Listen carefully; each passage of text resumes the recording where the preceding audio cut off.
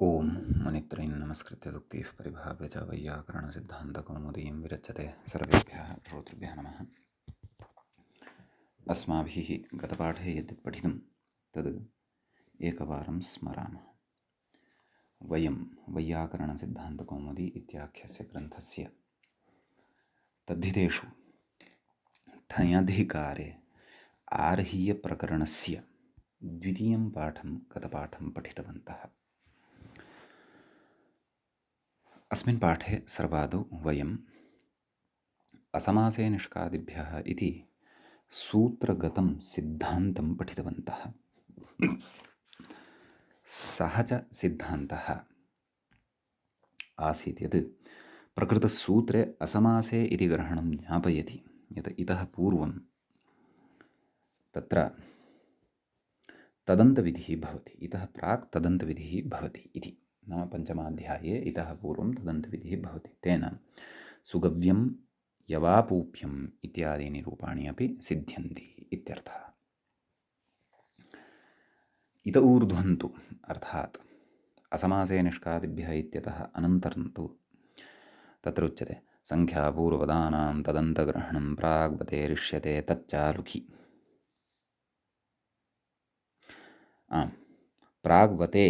प्राग्वतेः अर्थात् तदेव तेन तुल्यं क्रिया चेद्वतिः पञ्चदशोत्तरशततमं सूत्रं यद् वर्तते ततः पूर्वं तदन्तविधिः अपेक्षितः इति। तेन कुतः इदमुच्यते? तेन पारायणिकः, द्वैपारायणिकः इत्यादीनि रूपाणि यथा सिद्धानि स्युः तदर्थं। समीचीनं। ततश्च तत्र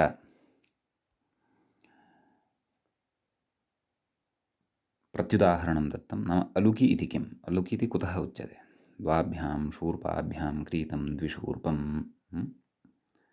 तत्र अध्यर्धपूर्वद्विगोर्लुकसंज्ञायाम् इत्यनेन सूत्रेण लुग् भवति, ठञः अयः च। ततश्च ततः पुनः द्विशूर्पेण क्रीते इत्यस्मिन् अर्थे शूर्पादयन्यतरस्याम् इत्यनेन सूत्रेण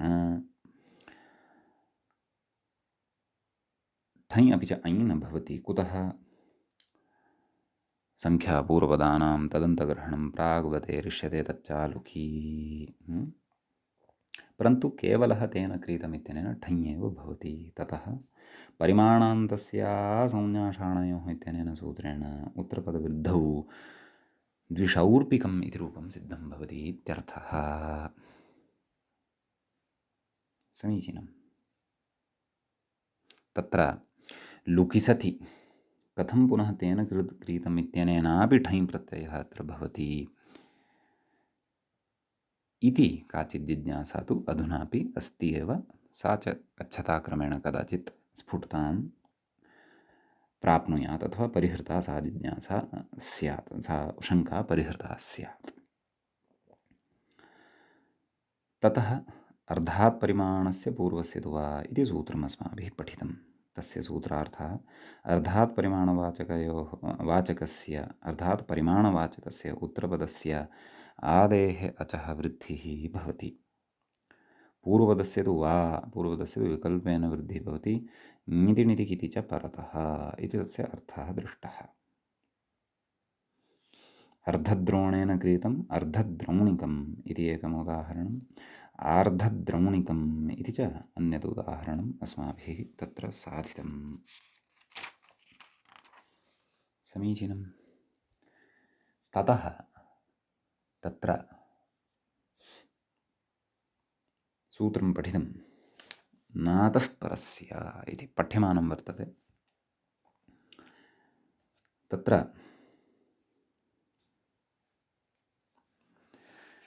सूत्रस्य अर्थः दृष्टः। अर्थात् अर्धात् परस्य परिमाणाकारस्य अर्थात् परिमाणवाचकस्य वृद्धिर्न, नाम वृद्धिः न भवति। पूर्वपदस्य तु वा, नाम पूर्वपदं यद् वर्तते तस्य तु विकल्पेन वृद्धिः भवति। कदा? ङिदादौ प्रत्यये परतः इति तस्य अर्थः अस्माभिः दृष्टः। समीचीनं। अर्धप्रस्थिकम् आर्धप्रस्थिकम् इति च उदाहरणद्वयं तत्र अस्माभिः साधितम्। व्याख्यायाम् नाम गतपाठस्य अन्ते व्याख्यायाः पङ्क्तिः च इत्थम् आसीत्। परिमाणवाचकावयवस्य अकारस्य इत्यर्थः। पूर्वपदस्य तु वेति, पूर्वपदस्य आदेः अचस्तु वृद्धिः वा इत्यर्थः। सम्यक् इति तत्र एतावान् विषयः अस्माभिः गतपाठे पठितः।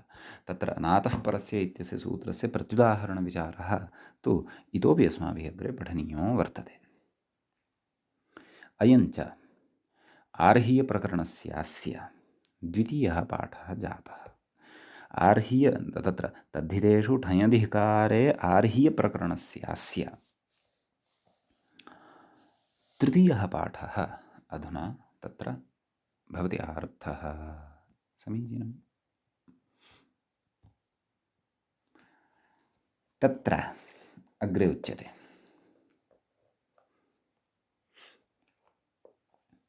अतः किं नाम अर्ध इति शब्दात् परतः यः परिमाणवाचकः शब्दः तस्य आदिः अच यदि अकारः वर्तते तर्हि तस्य अकारस्य तत्र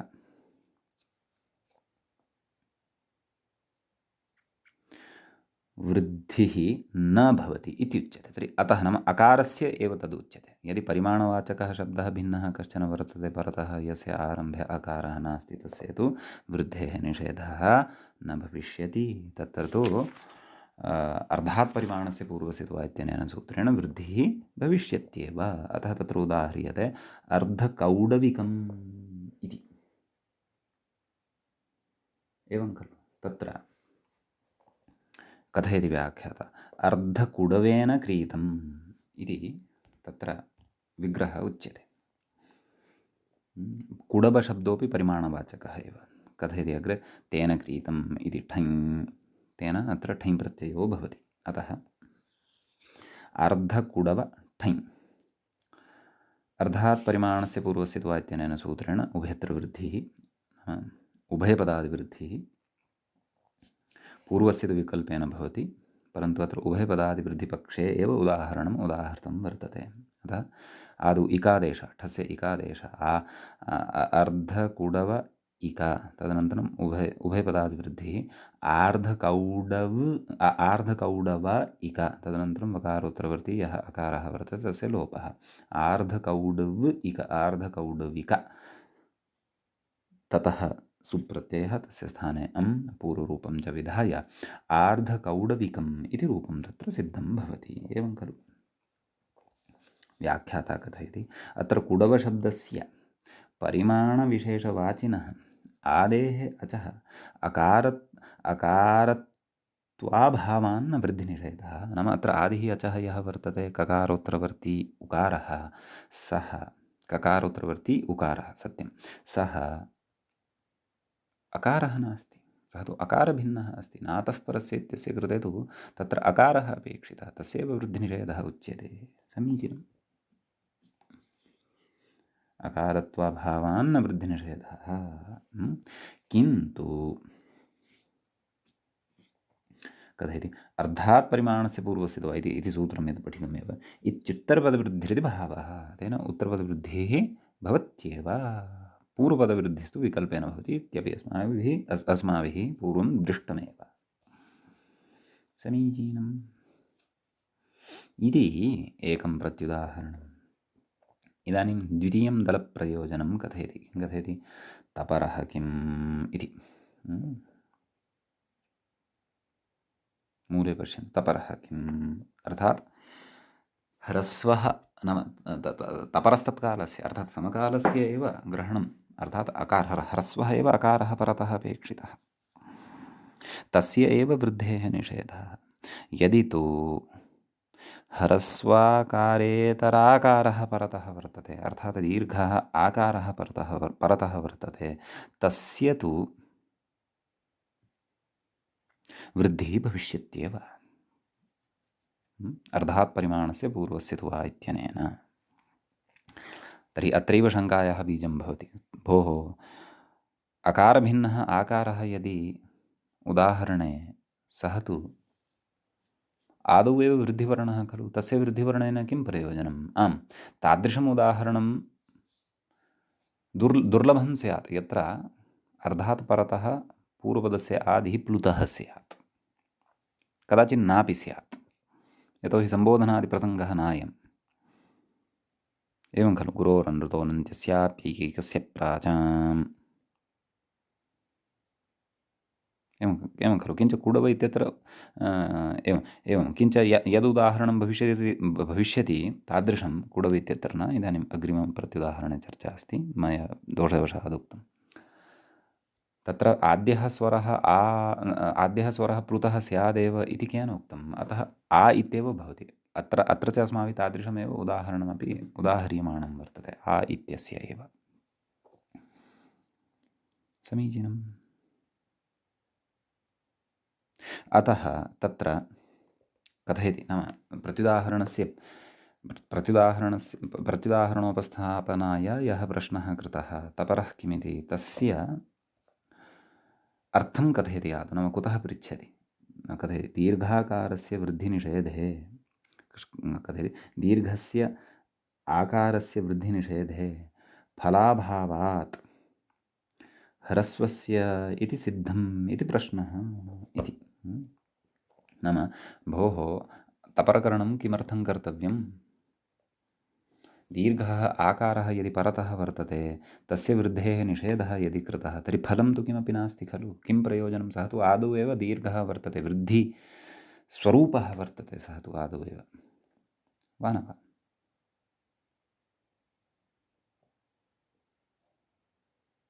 फलाभावात् ह्रस्वस्येति सिद्धम्।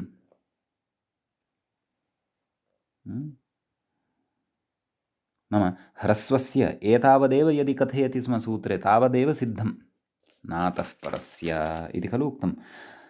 ह्रस्वस्य परस्य इत्येव कथयति स्म, एवमेव सूत्रं करोति स्म।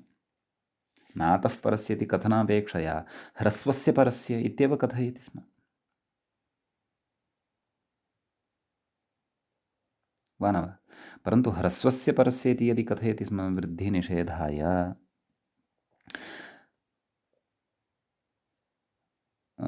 एवमेव नैव तथा न, ह्रस्व इति शब्दः न, अस्य परस्य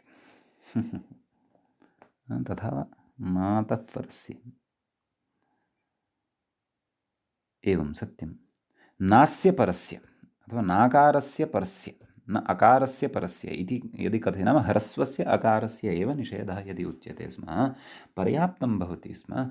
तपरकरणं किमर्थं कृतम् इति प्रश्नः वर्तते। यतः तपरकरणेन अधिकाधिकं प्रसङ्गः दीर्घः आकारस्य एव पुरतः उपस्थितः भवति खलु। स तु पूर्वमेव वृद्धिस्वरूपः अस्ति, तस्य वृद्धिनिषेधेन किम् इति प्रश्नः। सम्यक्, यतः प्रश्नः यदि सम्यक्, नाम पूर्वपक्षः सम्यक् अवगतश्चेत् तर्हि उत्तरपक्षे समाधानं भवेत्। समीचीनं। परन्तु तथा नास्ति भोः। सत्यं, भवता सम्यक् शङ्क्यते भोः पूर्वपक्षिन्, परन्तु प्रकृते अस्ति कश्चन विशेषः। सूत्रकारः अतीव सूक्ष्मेक्षिकया अतः परस्य नातः परस्य इत्यत्र अतः इत्यस्य ग्रहणं कृतवान् वर्तते। किं कथयति अग्रे? अर्धकार्यां भव अर्धकारी इति निषेधो न स्यादिति मूले पश्यन्तु। अर्धकार्यां भव अर्धकारी इति। समीचीनं। तत्र तदेव अर्धकार्यां भव इत्यस्मिन् अर्थे, तत्र भवः इत्यस्मिन् अर्थे अणप्रत्ययः, एवं खलु। परन्तु तस्य अध्यर्थपूर्वद्विगोर्लुगुसंज्ञायाम् इत्यनेन सूत्रेण लुग् भवति। अतः अर्धकार्यां या भवा सा अर्धकारी भवति। समीचीनम्। अग्रे कथयति, अर्धकारिभार्यः इत्यत्र इदानीं तत्र प्रयोगः वर्तते। कः? एकः, अर्धकारिभार्यः।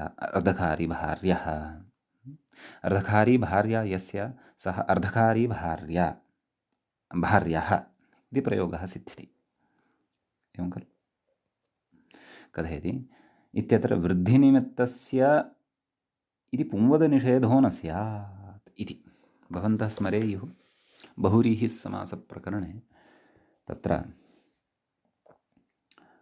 पुंवदभावनिषेधसमये यानि सूत्राणि पठितानि नकोपधायाः इत्यतः आरभ्य संज्ञापूर्वण्योश्च तदनन्तरं सूत्रं पठितं तत्र वृद्धिनिमित्तस्य च तद्धितस्य रक्तविकारे इति तदधुना अत्र स्मर्तव्यं भवति। तस्य सूत्रस्य सम्यक्तया अर्थस्पष्टतायाः विना प्रकृतप्रसङ्गे अस्माकं बोधो न स्यात्। समीचीनम्। आम्, तत्र तस्य अर्थः कः सूत्रस्य इति चेत् वृद्धिशब्देन विहिता या वृद्धिः, एवं खलु, वृद्धिः इति शब्देन विहिता या वृद्धिः, तद्धेतु यः तद्धितः नाम वृद्धिनिमित्तकः यः, वृद्धिनिमित्तं यः तद्धितः, तद्धितप्रत्ययः, वृद्धयेः वृद्ध्यै कारणं भवति यः तद्धितप्रत्ययः, तद्धितः अरक्तविकारार्थः, एवं खलु। नाम तस्य तद्धितेषु सः तद्धितप्रत्ययः रक्तार्थेन स्यात्, अर्थात् तेन रक्तं रागात्, पूर्वं पठितं खलु अस्माभिः। विकारार्थे अपि सः प्रत्ययः न स्यात्, तस्य विकारः इत्यस्मिन् अर्थे सः प्रत्ययः न स्यात्। तदन्ता स्त्री, तदन्ता या स्त्री भवति, नाम स्त्रीलिङ्गे यः शब्दः अथवा स्त्रीप्रत्ययः यः, सा न पुंवत्, सा पुंवद्भावं न प्राप्नोति इति तस्य अर्थः। स्रौघ्नीभार्यः, तत्र स्रौघ्नी इति तद्धितान्तता तत्र भवति, अतः तद्धितान्ततया तत्र किं तद् सूत्रं, स्त्रियाः पुंवद्भाजपुंसकादनु समानाधिकरणे स्त्रियामपूर्णे प्रियादिषु इत्यनेन सूत्रेण पुंवद्भावो न भवति इति भावः। समीचीनम्। इति तत्र स्रौघ्नीभार्य इत्यादिषु अस्माभिः अर्थः, नाम उदाहरणानि दृष्टानि सन्ति, तानि अत्र पुनः स्मर्तव्यानि, अत एव अत्रत्यस्य विषयस्य स्पष्टता भवति, नान्यथा। समीचीनम्। आं, तर्हि प्रकृते पश्यन्तु किं कथयति। मूले एव आदौ बुद्धिं कुर्वन्तु। किं कथयति, अर्धकारीभार्या इत्यत्र वृद्धिनिमित्तस्य इति पुंवदभावनिषेधः न स्यात् इति। यदि तत्र वृद्धिनिमित्तकत्वं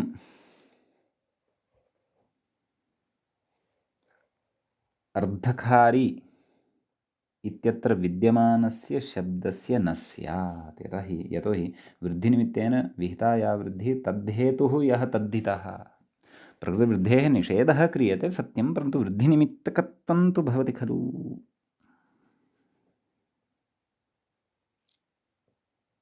वा न वा? वस्तु अपि च वृद्धिनिषेधः न प्राप्नोति, परन्तु वृद्धिः अत्र क्रियते एव। केन? परिमाणस्य पूर्वस्य अर्धात् परिमाणस्य पूर्वस्य तु वा इत्यनेन अत्र वृद्धिः क्रियते। उत्तरपदस्य खा इत्यत्र यः आ वर्तते तस्य पर्जन्यवल्लक्षणप्रवृत्त्या वृद्धिः क्रियते।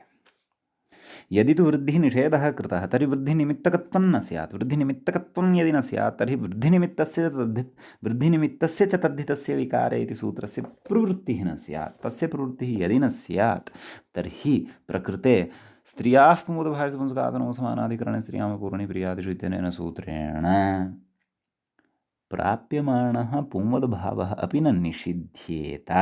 तस्य निषेधः यदि न स्यात् तर्हि प्रकृते अर्धकारभार्यः इति अनिष्टं रूपं स्यात्। रूपं तु किमपेक्षितम्? अर्धकारी भार्यः इत्येव अपेक्षितम्। अतः प्रकृते वृद्धिनिमित्तकत्वापायः यथा न स्यात् तदर्थं निषेधः न प्रवर्तेत।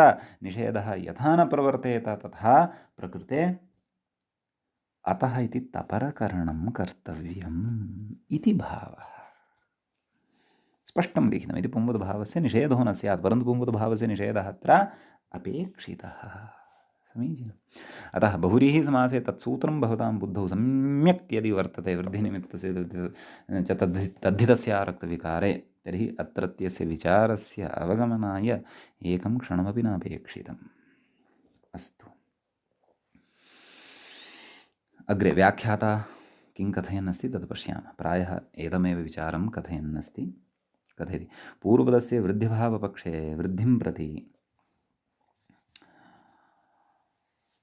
फलोपहितनिमित्तत्वाभावादिति भावः इति।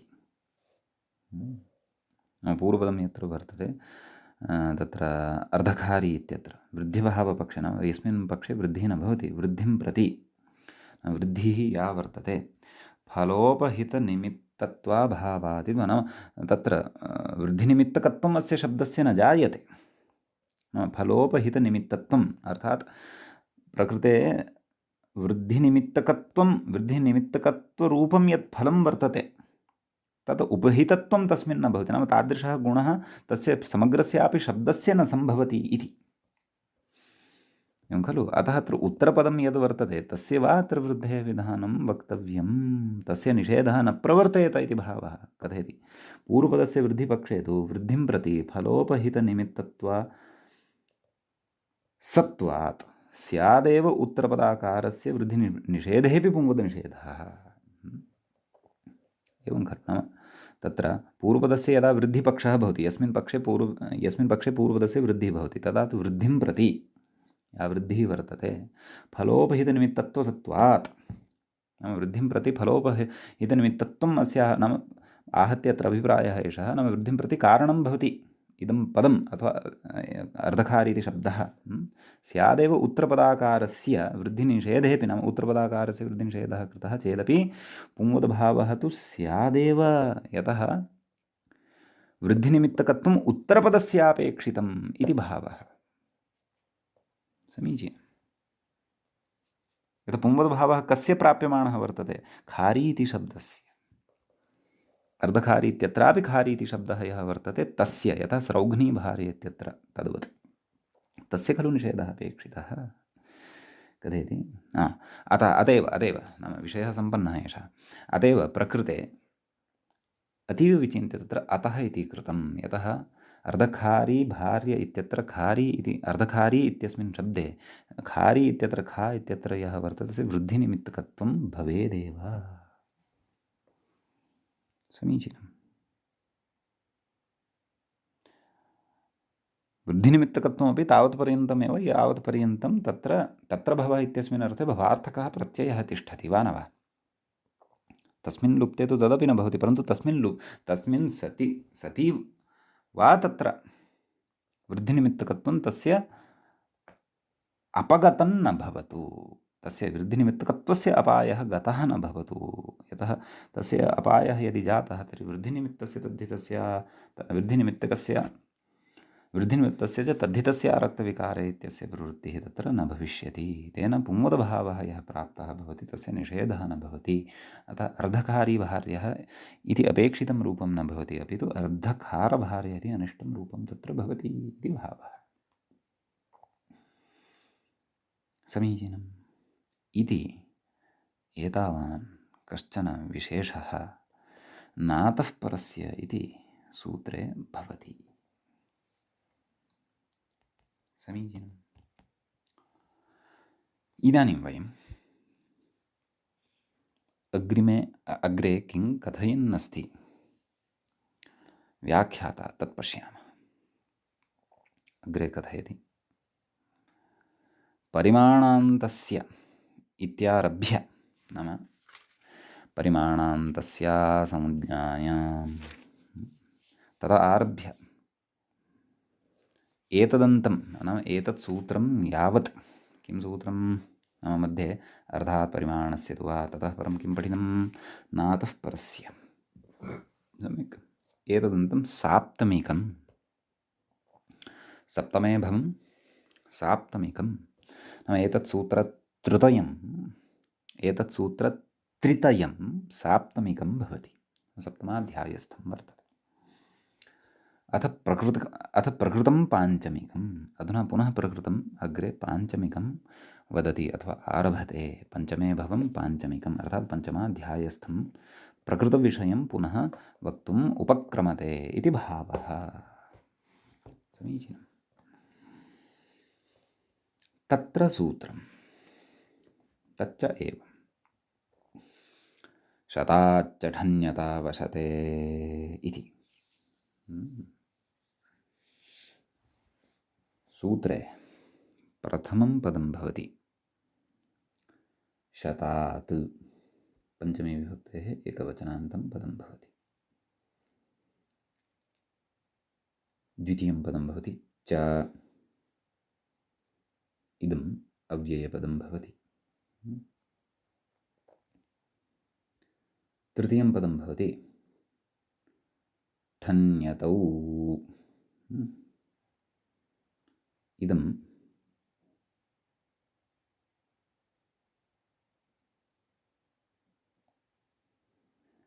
तत्र प्रथमान्तं, प्रथमाविभक्तेः द्विवचनान्तं भवति। चतुर्थं पदम् अत्र भवति अशते इति, इदं सप्तम्यन्तं पदं भवति। समीचीनम्। प्रकृते असमासे निष्कादिभ्यः इत्यस्मात् सूत्रात् असमासे इत्यनुवर्तते तद्धिताः ज्ञाप्रातिपदिकात् प्रत्ययः परश्च समर्थानां प्रथमात्वा इति च अनुवर्तते। समासं विग्रहं पश्यामः। शतात् च ठन्यतौ, ठन्यतौ इत्यत्र विग्रहः, ठञ्च यच्च, ठन्यतौ प्रथमाविभक्तेः द्विवचनान्तम् अत्र भवति। ठन्यतौ अशते, न शतम् अशतं तस्मिन् अशते, एवं रीत्या अत्र सप्तमी विभक्तिः भवति। समीचीनं।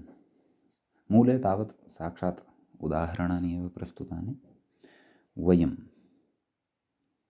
सूत्रार्थमपि पश्यामः। व्याख्याता किमपि कथयति वा इति द्रष्टव्यं। कथयति आर्हीयेषु अर्थेषु, आर्ह्याः च अर्थाः कुतः क्व यावत् सन्ति इति वयं जानीमः। तत्र आर्हादुगोपुच्छसंख्यापरिमाणात् ठक् इत्यत्र उक्तमेव। तदर्हति तत्र अभिव्याप्य ठञधिकारमध्ये ठञः अपवादः ठगधिः क्रियते इति। परन्तु आर्हात् इत्येतत् तेन क्रीतम् इति यावत् सप्तदशसूत्र्यामेव अनुवर्तते। नाम सूत्राणामेव अत्र आर्हीयत्वं भवति इत्यपि समर्थव्यम्। अतः एव इदं प्रकरणम् आर्हीयप्रकरणम् इति वर्तते। अतः तत्सर्वमपि कस्य अधिकारस्य क्व यावदनुवर्तनं वर्तते इत्यादिकं सर्वमपि अस्माभिः सूक्ष्मतया बुद्धौ उपस्थापनीयमेव। तेन एका स्पष्टता भवति, आम् वयम् इदं पठन्तः स्मः इति।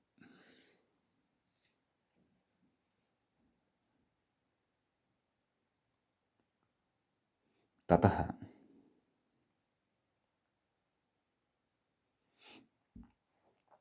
अग्रे सूत्रार्थः ज्ञातः। सूत्रार्थः ज्ञायमानः अस्ति। किमुक्तम्? आर्हीयेषु अर्थेषु शतात् ठन्यतौ स्तः। एवं खलु? ठन् अपि च यत् प्रत्ययः भवति। कस्मात्? शत् इति शब्दात्, न तु शते अर्थे इत्यर्थः। विशेषः अस्ति अत्र, अवधानेन पठनीयं। प्रत्ययः कस्मात् भवति? शतशब्दात्। परन्तु शते अर्थे न भवति। अशते इत्युक्तम्।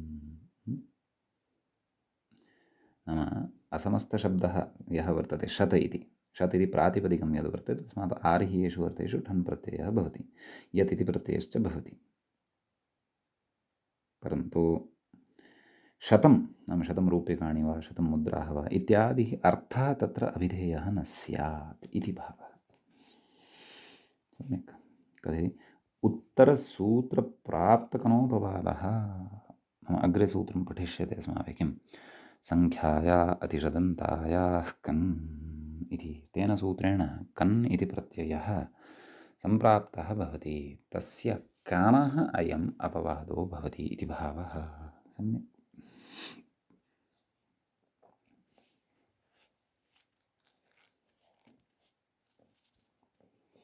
ततः उदाह्रियते।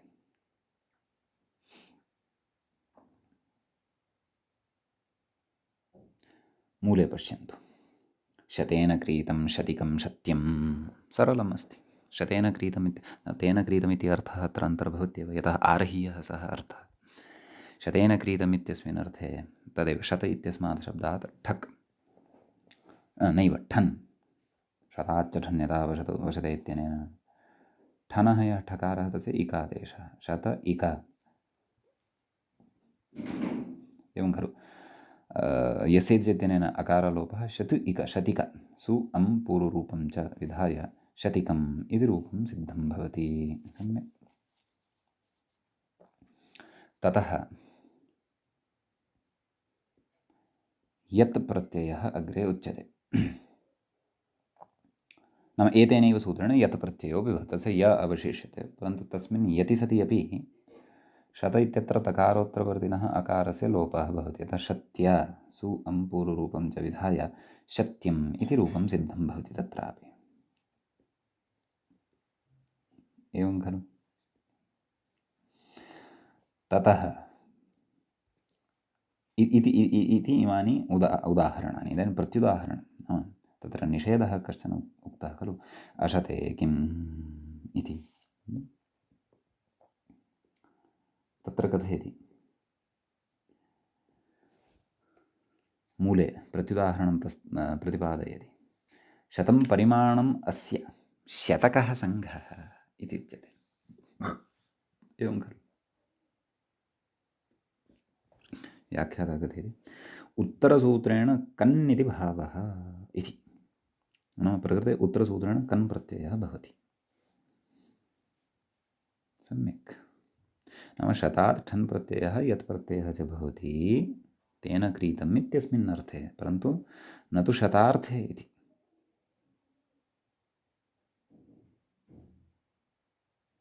वा न वा? शतं परिमाणमस्य इत्यस्मिन् अर्थे शतकः सङ्घः, तत्र कन् प्रत्ययः उत्तरसूत्रेण भवति, केन? सङ्ख्याया अतिशदन्तायाः कन् इत्यनेन। अतः प्रकृते शतार्थः गम्यमानः नास्ति। क्व? शतिकं सत्यं। नाम यानि यदुदाहरणद्वयं साधितं तस्मिन् उदाहरणद्वये शतार्थः न गम्यमानः भवति, परन्तु शतेन यत् क्रीतं भवति तस्य अर्थः गम्यमानः भवति। शतकः सङ्घः इत्यत्र तु शतार्थः गम्यमानः भवति इति भेदः अस्ति। अतः शतार्थे गम्यमाने तु शतशब्दात् ठन् प्रत्ययो न भवति, यत् प्रत्ययोऽपि न भवति इति अत्र बुद्धिः कर्तव्या। शतं परिमाणम् अस्यति शतकः सङ्घः। सङ्घः नाम समूहविशेषः, समूहः। शतस्य केषाञ्चन पदार्थानां वा जनानां वा सङ्घः नाम समूहः। तत्र शतार्थः एव गम्यमानः भवति। नाम एषः सङ्घः शतकः वर्तते। अर्थात् प्रकृते शतसङ्ख्याकत्वं गम्यते इति भावः। यदि सङ्घः इत्यस्य विशेषणं शतकः, परन्तु प्रधानार्थः तत्र शतसङ्ख्यायाः एव भवति, शतक इति शब्दे उच्चारिते सति। शत्येन क्रीतं शत्यं शतिकं, शत्येन क्रीतं शतिकं सत्यम् इत्यत्र शतसङ्ख्यायाः भानं न जायते, परन्तु यत् क्रीतं तस्य भानम् अथवा तस्य अर्थावबोधो भवति इति भावः। एवं खलु। ततः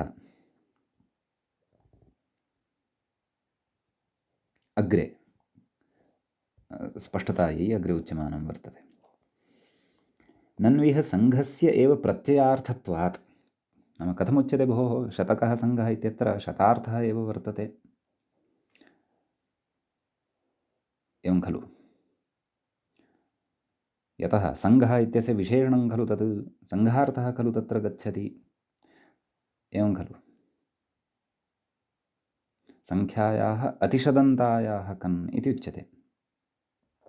तर्हि तत्र कथयति, सङ्घस्य एव प्रत्ययार्थत्वात्। नाम प्रत्ययः यः कः विहितः, कन् विहितः, एवं खलु।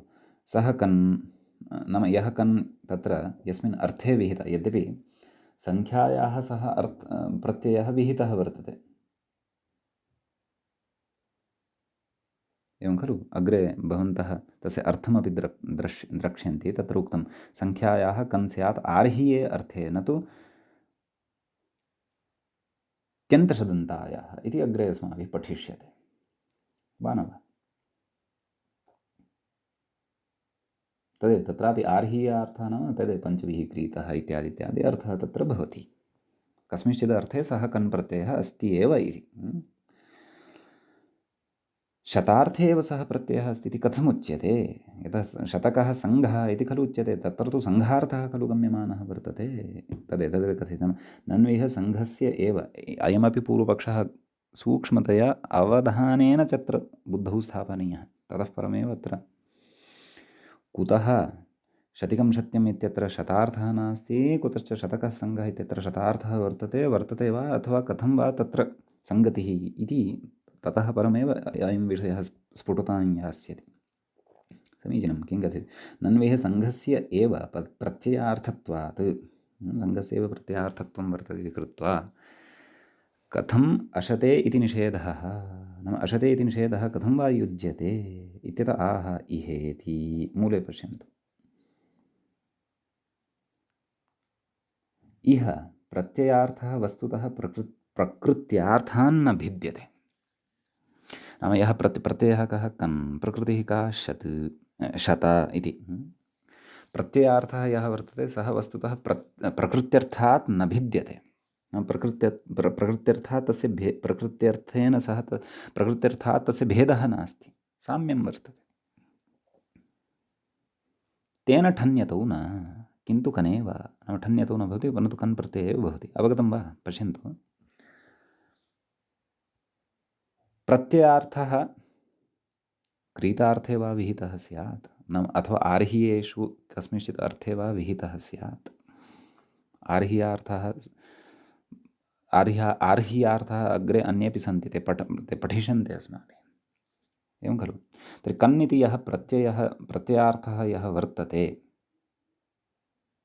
तस्य कः अर्थः? सङ्घः। सः प्रकृत्यर्थात् न भिद्यते। प्रकृतिः का? शतम्। अर्थात् सङ्घः शतसङ्ख्याकः वर्तते इति वयं वदामः। शतसङ्ख्याकः च यः वर्तते सः सङ्घः वर्तते। परन्तु शतिकं सत्यम् इत्यत्र तु यत् क्रीतं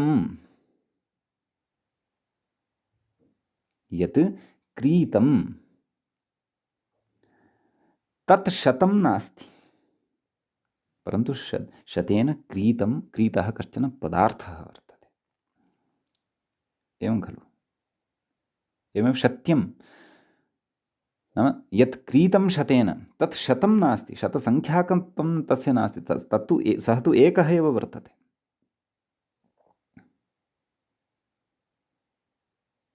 एवं खलु? तत्र भेदः वर्तते, परन्तु शतकः सङ्घः इत्यत्र भेदः नास्ति इति भावः।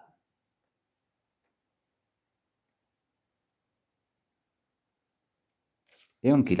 तत्र नाम अग्रे आर्ह्येषु कदाचित् अन्येपि अर्थाः भवितुम् अर्हन्ति। अयमेव अर्थः तत्र वर्तते इति कथम्? इति तु नाम तेन क्रीतम् इत्येव अर्थः तत्र अस्माभिः वक्तुं न शक्यते। मानव तत्र विदिते इति च इत्यपि अग्रे पठिष्यते। तद्धरति वहत्या वहति बहाराद् वंशादिभ्यः सम्भवत्यवहरति पचति। एतादृशः अर्थः तदस्य परिमाणं। बहवः अर्थाः अग्रे वर्तन्ते वा न वा? अतः तदर्हति इति वर्तते। अतः प्रकृते अर्थभेदः वर्तते वा न वा? तदस्य परिमाणम् इत्येव अत्र वर्तते। वस्तु सः एव अर्थः वर्तते। शतं परिमाणम् अस्य इति, शतकः सङ्घः इत्येव अत्र अर्थः वर्तते। तर्हि अर्थभेदेन प्रकृते उदाहरणे प्रत्युदाहरणे च अस्माभिः स्पष्टतया ज्ञातुं शक्यते यत् शतिकं सत्यम् इत्यत्र तु प्रकृतिः, शतिकं सत्यम् इत्यत्र या प्रकृतिः वर्तते शतं, तस्याः अर्थः प्रत्ययार्थापेक्षया भिन्नः अर्थः वर्तते। प्रत्ययार्थः नाम यः क्रीतः सः प्रत्ययार्थः वर्तते। तस्मिन् अर्थे खलु ठन् अपि च यत् प्रत्ययः विहितः वर्तते। शतिकं सत्यम् इत्यत्र यत् क्रीतं किं क्रीतं तद् यद् द्रव्यं क्रीतं, यः पदार्थः अथवा यद् वस्तु क्रीतं तद्वस्तु ठन् प्रत्ययस्य अथवा यत् प्रत्ययस्य अर्थभूतं भवति। समीचीनं। प्रकृतिः तु शतं वर्तते, प्रकृतिः तु शत इति वर्तते, तयोः अर्थभेदः। शतकः सङ्घः इत्यत्र तु शतसङ्ख्याकः अयं सङ्घः। अत्र प्रत्ययार्थः कः? सङ्घः। तत्परिमाणम् अस्य इति, तदस्य परिमाणं। प्रकृतिः का? शत। उभयोः अर्थसाम्यं वर्तते। सम्यक् तदेव उक्तम्। इह प्रत्ययार्थः वस्तुतः प्रकृत्यर्थात् न भिद्यते, तेन ठन्यतौ न। एवं खलु? नाम शतार्थे एव अत्र प्रत्ययः विधीयते इति कृत्वा नाम शतशब्दः शतार्थे एव अत्र प्रयुज्यते, तस्मिन् अर्थे एव च अत्र प्रत्ययः अस्ति इति कृत्वा नाम तद् उक्तं खलु पूर्वं किम् आर्हीयेषु अर्थेषु शतात् ठन्यतौ स्तः न तु शते अर्थे इत्यर्थः। नाम अत्र शतस्य एव अर्थः अत्र वर्तते, शतकः सङ्घः इत्यत्र शतस्य एव अर्थः प्रकृते प्रत्ययस्यापि अर्थः वर्तते इति कृत्वा, नाम उभयो भेद एव नास्ति इति कृत्वा प्रकृते ठन्यतौ न भवतः, अपि तु उत्तरसूत्रं यदस्माभिः पठिष्यते सङ्ख्याया अतिशन्तायाः कनितेन कनेव भवति इति भावः। समीचीनं। किं कथयति व्याख्याता तत् पश्यामः। इहेति इत्युक्तमेव, ततः कथयति प्रत्ययार्थः सङ्घः। पश्यन्तु, प्रकृत्यर्थात् शतात् परिमाणात् न भिद्यते, नाम तस्मात् भेदः नास्ति तस्य। गुणगुणिनोरभेद एव हि पारमार्थिकः। एवं खलु? गुणः तस्मिन् विद्यमानं, शतत्वं कस्मिन्? सङ्घे। गुणी सङ्घः वर्तते, नाम विशेषविशेषणयोः परस्परम् अभेदः भवति इति भावः। भेदेन अपि अन्वयः भवति, अभेदेनापि भवति। अत्र अभेदेन अन्वयः वर्तते इति भावः। शतकः यः सः सङ्घः, यः सङ्घः सः शतकः। परन्तु शतं यत् तन्न क्रीतं, क्रीतं यत् तन्न शतं, तत्तु शतेन क्रीतं यत् तत् शतिकम् अथवा शत्यम् इति भेदः। अत्र सूक्ष्मा बुद्धिः कर्तव्या भवति, ततः एव विषयः स्पष्टतां याति। कथयति भेदस्तु काल्पनिक एव इति भावः। नाम गुणगुणिनोः यदि क्वचित् भेदः वर्तते सः तु काल्पनिकः एव भवति इति कल्प्यते, क्वचित् शास्त्रस्य मर्यादार्थम् अथवा व्यवस्थान्तरार्थम्, अन्यथा भेदो न भवति। एवं खलु? कथयति अग्रे, यत्र तु शतं प्रत्ययार्थः प्रकृत्यर्थात् भिद्यते तत्र नायं निषेधः, तत्र एषः निषेधः न प्रवर्तते अशते इति। किमुक्तं? यत्र तु शतं प्रत्ययार्थः, यत्र तु शतं प्रत्ययार्थः प्रकृत्यर्थात् न भिद्यते।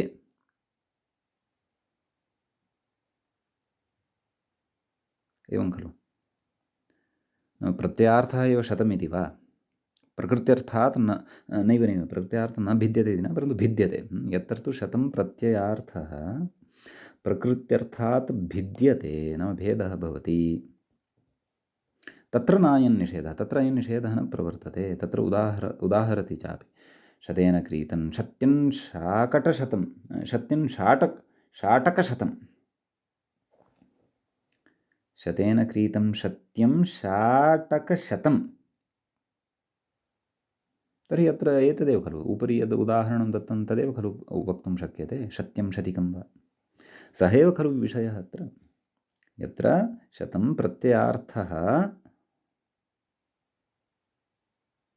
प्रकृत्यर्थात् भिद्यते खलु।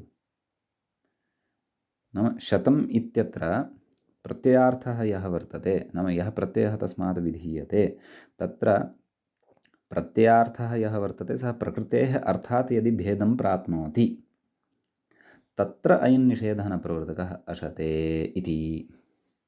एवं खलु। तत्र तु शतशब्दात् यत् प्रत्ययः अथवा ठन् प्रत्ययः भवत्येव इति भावः। प्रायः अयमेव विषयः एतेन उच्यमानः वर्तते, यद् उपरि उदाहरणम् अस्ति शतिकं सत्यम् इति अहं चिन्तयामि। शत्यं शाटकशतं, तर्हि शतिकम् इत्यपि भवेत् खलु, कथयति तदेव। अत्र हि निष्कशतं प्रकृत्यर्थः, एवं खलु। शाटकशतं तु प्रत्ययार्थः इति। एतत् सर्वं भाष्ये स्पष्टं, नाम एतावन्तः विचाराः एते सर्वेपि भाष्ये स्फुटीकृताः वर्तन्ते। तर्हि विशेषाय अत्र भाष्यमपि द्रष्टव्यं स्यात्। अस्तु, परन्तु मूलचर्चा या अत्र कृता वर्तते तस्याः तु अस्माभिः स्पष्टीकरणं प्राप्तमेव। अस्यां पङ्क्तौ किञ्चिदत्र स्पष्टीकरणम् इतोपि अपेक्षितं। किं, यत्र तु शतं प्रत्ययार्थः, नाम प्रत्ययार्थः शतं वर्तते, प्रकृत्यर्थात् भिद्यते, तत्र अयं निषेधः न। कः? अशते इति निषेधः। तत्र उदाहृतमपि किं, शतेन क्रीतं शत्यं शाटकशतम्। अत्र हि निष्कशतं, निष्क नाम तदेव मुद्राविशेषः, निष्कशतं प्रकृत्यर्थः। प्रकृतिः का? शत। प्रत्ययः कः? यत्, यत् इति। एवं खलु। शाटकशतं तु प्रत्ययार्थः, निष्कशतं प्रकृत्यर्थः, शाटकशतं प्रत्ययार्थः। निष्कशतं प्रकृत्यर्थः नाम शत्यम् इत्यत्र शत इति प्रकृतिः, तस्याः अर्थः कः? निष्कशतं। शाटकशतं प्रत्ययार्थः,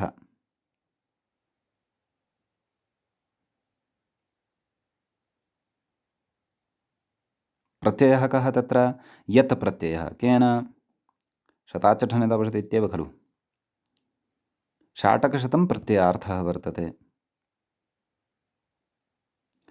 तर्हि तत्र एषः निषेधः न भवति इति भाति इति कथयति। शतं प्रत्ययार्थः प्रकृत्यर्थात् भिद्यते। तर्हि अत्र प्रकृत्यर्थात् भेदः कथं नाम शतं निष्कशतं,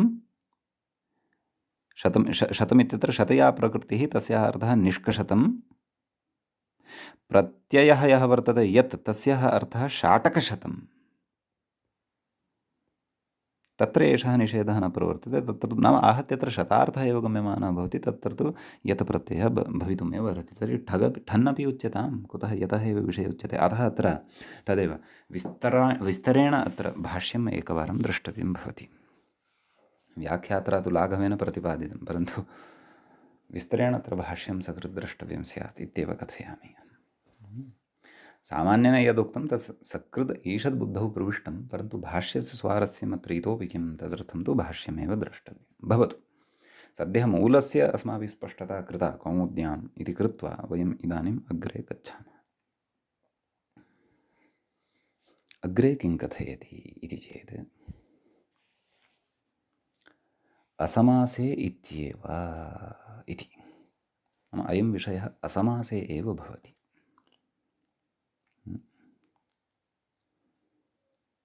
द्विशतेन क्रीतं द्विशतकम्, यदि समासः तत्र वर्तते तर्हि तु ठन्यतौ न, तत्र कन् इत्येव इति कथयन्नस्ति। परन्तु पूर्वं वार्तिकं किं पठितं? सङ्ख्यापूर्वपदानां तदन्तग्रहणं प्राग्वतेरिष्यते तच्चा लुकि इति। तर्हि अत्र लुक् भवति वा इति भाति मम, द्विशतेन क्रीतम् इत्यस्मिन् अर्थे। अस्तु, पश्यामः अग्रे। चकारस्य तदनुकर्षणार्थत्वादिति भावः, नाम प्रकृते शताच्च धन्यतावशते इत्यस्मिन् सूत्रे च इति ग्रहणं खलु कृतं वर्तते। अतः तस्य च इति ग्रहणस्य सामर्थ्यात् प्रकृते तदेव कथ्यते। चकारस्य नाम तस्य असमासे इत्यस्य पदस्य गतसूत्रात् अत्र स्वीकारः भवतु। गतसूत्रं किम्? असमासे निष्कादिभ्यः इत्येव खलु गतसूत्रं। वा न वा? विंशं तदसूत्रम् एकविंशम् इदं सूत्रं पञ्चमाध्याये। तस्मात् असमासे इत्यस्यापि अनुवर्तनं भवतु इति। अस्तु, कथयामः। द्विशतेन इति कथयति अग्रे। द्विगुणशतेन इत्यर्थः। द्विगुसमासे तु द्विशतशब्दस्य लुगन्ततया लुकि तदन्तनिषेधात् तदन्तविधिनिषेधात् प्राप्तिरेव नेति बोध्यम् इति। नाम यदि द्विगुसमासः अत्र आश्रितः, द्वाभ्यां शताभ्यां क्रीतम् इति द्विगुसमासः यदि आश्रितः, तर्हि तु द्विशतशब्दस्य, नाम द्विशतशब्दः यः वर्तते तत्र अध्यर्थपूर्वद्विगोर्लुगसंज्ञायाम् अध्यर्थपूर्वद्विगोर्लुगसंज्ञायाम् इत्यनेन सूत्रेण प्रकृते लुक् स्यात्। एवं खलु? कथयति लुकि तदन्तनिषेधात्, नाम तच्चालुकि इत्युक्तं खलु पूर्वं। निषेधः उक्तः खलु। तदन्तविधिनिषेधात् प्राप्तिरेव नेति बोध्यं। तर्हि तु प्राप्तिरेव न भवति, तर्हि निषेधः अपि कुतः? परन्तु समासः एकः एव आश्रयणीयः इति नास्ति खलु। द्विगुभिन्नः समासः अपि आश्रयितुं शक्यते। कः? द्विगुणशतेन। तत्र गुण इति शब्दस्य लोपः भवति।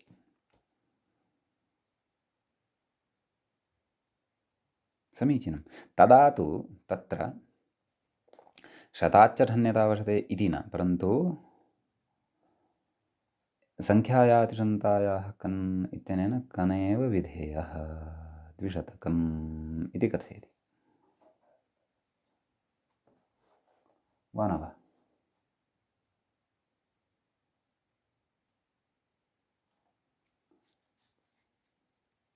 परन्तु तत्र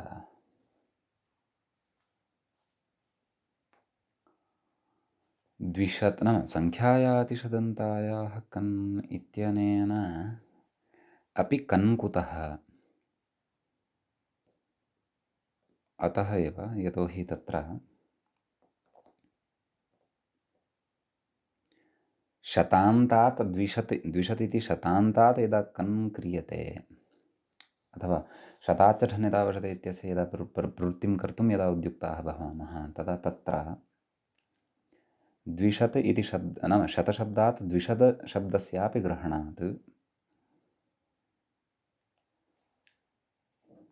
ठन्यतौ तदा एव भवितुम् अर्हतः, यदि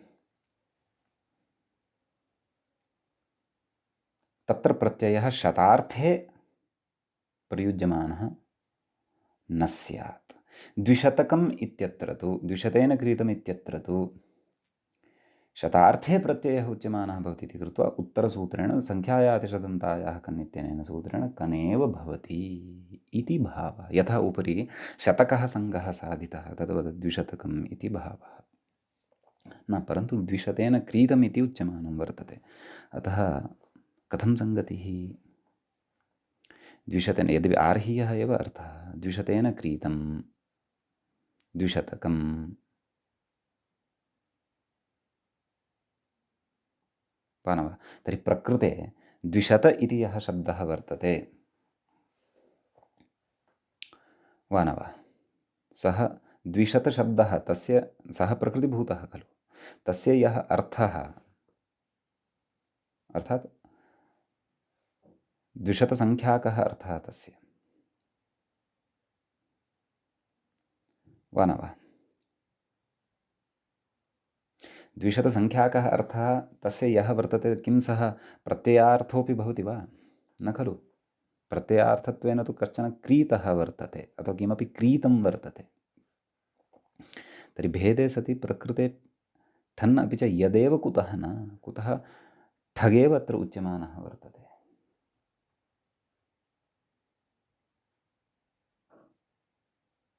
वा न वा? अतः प्रत्युदाहरणस्य अस्य असङ्गतिः मम भाति न ज्ञायते, परन्तु असङ्गतिः यदि स्यात् तर्हि तु व्याख्यातारः निश्चयेन कथयन्ति स्म। तत्त्वबोधिनीकारं पश्यन्तु। द्विशतकम् इति द्वौ च शतं च तेषां समाहारः द्विशतं, ततः कन् प्राग्वतेः संख्यापूर्वकानां तदन्तग्रहणम् अलुकि इत्यनया इष्टया समासादपि प्राप्नोति असमासे इत्येतस्य असमासे इत्येतस्य आनयनम् उचितमिति भावः इति। तत्र असमासे इत्युक्तं खलु, नाम समासे यदि सः शब्दः तर्हि न भविष्यति, तर्हि शतशब्दात् समासे न भविष्यति किं, ठन् अपि च यत् इति इत्येतौ प्रत्ययौ समासे न भविष्यतः। अतः असमासे इत्युक्तं खलु, समासे यदि वक्तव्यं तर्हि तत्र प्रत्ययान्तरं वक्तव्यम्। संख्यायातिशदन्तायाः कन् इत्यनेन कन् इति प्रत्ययः वक्तव्यः, परन्तु तस्मिन् विषये तत्सूत्रस्य कृते किं संख्यापूर्वपदानां तदन्तग्रहणं प्राकृतैरिष्यते तच्चालुकी इति न भवति वा?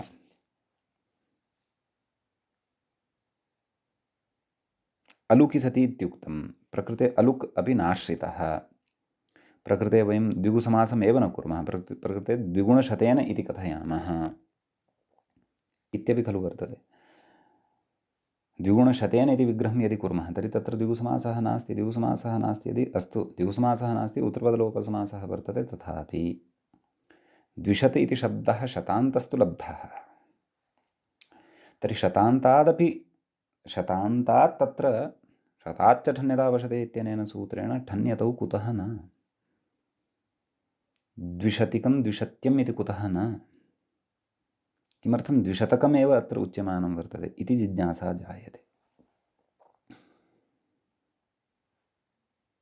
एवं खलु, यदि तु अत्र एवं कथयामः, यतः तत्र सूत्रार्थः कृतः खलु, आर्ह्येषु अर्थेषु शतात् ठन्यतौ स्तः न तु शते अर्थे इत्यर्थः, तर्हि किम् अत्र शतार्थः न गम्यमानः अस्ति वा द्विशतकम् इत्यनेन? द्विशतेन क्रीतम् इत्येव खलु विग्रहः क्रियमाणः वर्तते, यथा शतेन क्रीतम् इत्यत्र विग्रहः क्रियमाणः वर्तते। तर्हि द्विशतेन क्रीतम् इत्यस्मिन् अर्थे प्रकृतेपि तर्हि तत्र प्रकृतिप्रत्ययोः अर्थभेदे सति ठन्यतौ स्यातां खलु। यदि तु कनेव अत्र यदि तु अत्र प्रकृतिप्रत्ययोः साम्यमेव वर्तते,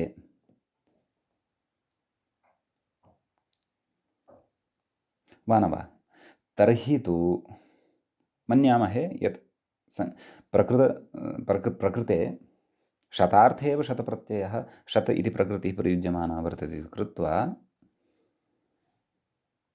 तत्र कन् प्रत्ययं कुर्मः संख्यायाः शदन्तायाः इत्यनेन, संख्यायाः त्रिशदन्तायाः कन् इत्यनेन, परन्तु द्विशतेन क्रीतम् इत्यत्र द्विशतकम् इत्यनेन तु किञ्चन वस्तु खलु बोध्यमानं वर्तते, न तु द्विशतं निष्कानि अथवा रूप्यकाणि बोध्यमानानि वर्तन्ते, वा न वा इति जिज्ञासा मम मनसि एषा अत्रापि उत्पन्ना वर्तते। यद्यपि अवगमने एव तत्र भेदः स्यात्, तथापि जिज्ञासा चेत् तस्याः उपशमनं तु अपेक्षितमेव खलु। यदि व्याख्यान्तराणि पश्यन्नस्मि अहं, नाम तत्त्वबोधिनीम् अथवा एतद् विहाय तैः, नाम हिन्दीव्याख्यासु तैः किं प्रतिपादितं वर्तते चेत् प्रकृते असमासे इत्यस्य अनुवर्तनं भवति, एवं खलु।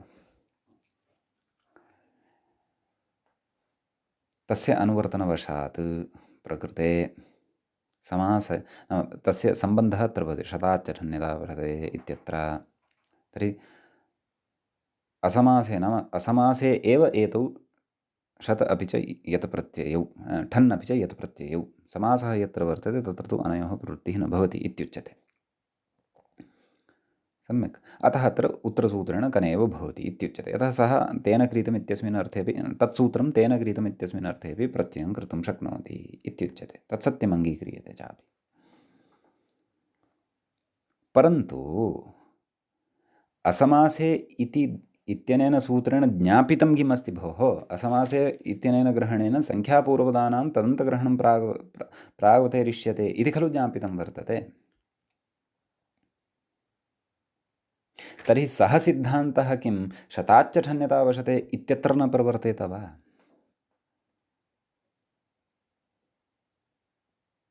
अथवा अत्र विशेषेण तदन्तग्रहणं नास्तु, ठन्यतोः प्रवृत्त्यर्थं तदर्थं विशेषेण असमासे अत्रैव स्वीकर्तव्यः कनेव भवतु इति वा सिद्धान्तः अत्र प्रतिपादनीयः स्यात् इति मम मतिः।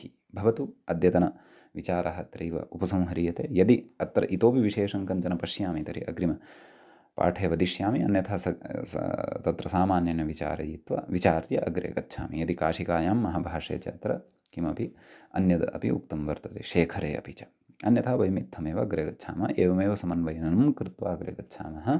यत् प्रकृतसमासे ठन्यतोः बाधनाय नाम ठन्यतोः प्रवृत्तिः षत् इति केवलात् शब्दात् भवतु, तदन्तान्न भवतु, एतदर्थम् असमासे इति स्वीकर्तव्यं। यः तु सिद्धान्तः ज्ञापितः नाम इतः ऊर्ध्वं सङ्ख्यापूर्वदानां तत्तु इतः सङ्ख्यायाः तिषन्तायाः कनित्यतः आरभ्य अग्रे स्यात् इति वा अत्र सिद्धान्तः अस्माभिः बुद्धौ स्थापनीयः स्यात्। भवतु अद्यतनपाठे तावत् एतावानेव विशेषः।